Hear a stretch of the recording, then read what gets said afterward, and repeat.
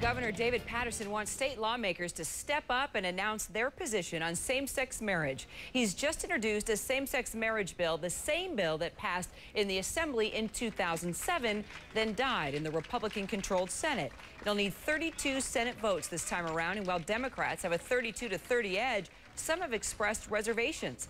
Governor Paterson says he understands, but that same-sex marriage is truly a human rights issue. We have all known the wrath of discrimination. We have all felt the pain and the insult of hatred. This is why we are all standing here today. We stand to tell the world that we want equality for everyone. We stand to tell the world that we want marriage equality in New York State. Governor Paterson's hoping that New York will be the 5th state where gays and lesbians can be married. And just last week, lawmakers in neighboring Vermont legalized same-sex marriage. It's the only state where legislators, not the courts, have done that. 4 days before that, Iowa's Supreme Court legalized same-sex marriage. Connecticut's Supreme Court did the same last fall. Massachusetts was the first, the court's ruling, that came down in November of 2003. Now, the momentum for same-sex marriage rights, certain to be a talker at the Log Cabin Republicans National Convention. It gets underway tonight in Washington. And joining us now, Charles Moran, spokesman for the Log Cabin Republicans. Charles, thanks for being with us. Hi, Kira. How are you doing today? Well, we hear a lot from the anti-gay marriage GOPers. Why aren't we hearing more from you guys, especially now with the issue so prominently in the headlines? Well, we're already moving, and obviously we've been waiting to hear from Governor Paterson what his intentions were. Log Cabin Republicans, which is reaching out to Republicans across the country, has targeted our efforts in the state of New York, knowing that we're going to have to win and fight for every vote that's on the ground there. We just came out of Proposition 8 in California, where we had a separate organization, Republicans Against Proposition 8, where we micro-targeted and identified certain blocks of Republicans that we could move to supporting same-sex marriage and marriage equality. And we're going to be replicating that effort again in New York. We have people on the ground. We're identifying our bases of support, looking at our polling, looking at our research, so that we can be ready to assist the marriage coalition in New York with targeting those crucial GOP votes. Okay, well, you're kicking off your national convention today, the theme, the future of the GOP. So let's talk about other ways that you're pushing forward your agenda within the party on same-sex marriage, gay adoption rights, don't ask, don't tell. Well, we've just got a fantastic opportunity now, being not only here in Washington, D.C., but being like other GOP organizations, where we really have the ability to look at our organization, look at what's worked in the past, and really evaluate what the best methods are for promoting our message, and what things are working and what things aren't.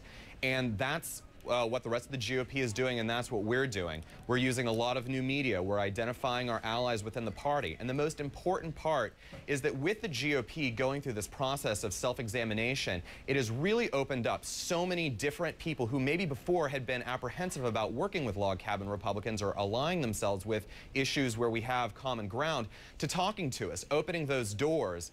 Well, let me ask you about then. Well, no, you bring up a really good point. This is a perfect segue. You know, the division among gay Republicans, for example, this splinter group, Go Proud, it just launched itself this week. Do you think you can sway the party mainstream?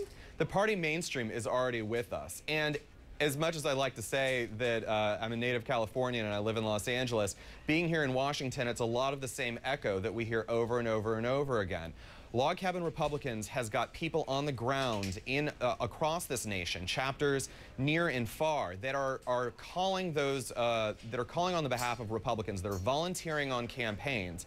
We have proven ourselves useful. Most recently, in the 2008 election to the with John McCain's campaign, we've got Steve Schmidt, who's going to be speaking tomorrow afternoon on our behalf, and he's recently come out in support of gay marriage. And we've got new media maven. He did campaigning for Schwarzenegger, right?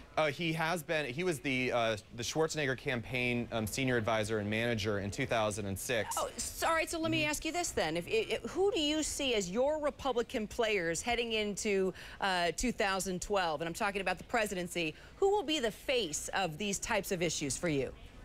Well, we're still working on identifying some of those. Right now, the economic situation and the meltdown in America has absolutely consumed the political landscape. But we've got people who have, maybe had not necessarily been with us before, but are now. Can you give me a name? Can you see Governor Huntsman of Utah, a Mormon Republican, has called for the adoption of civil unions. He has welcomed log cabin Republicans into the governor's mansion.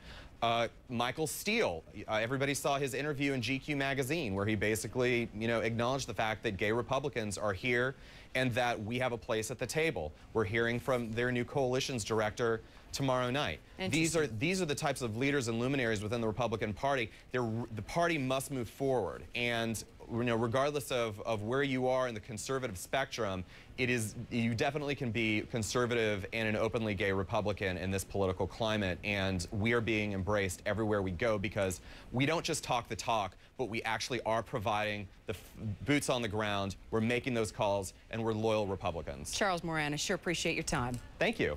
It's a question that most parents face at one time or another. Is my child sick enough to take to the emergency room? We're going to give you some pointers on how to answer that question.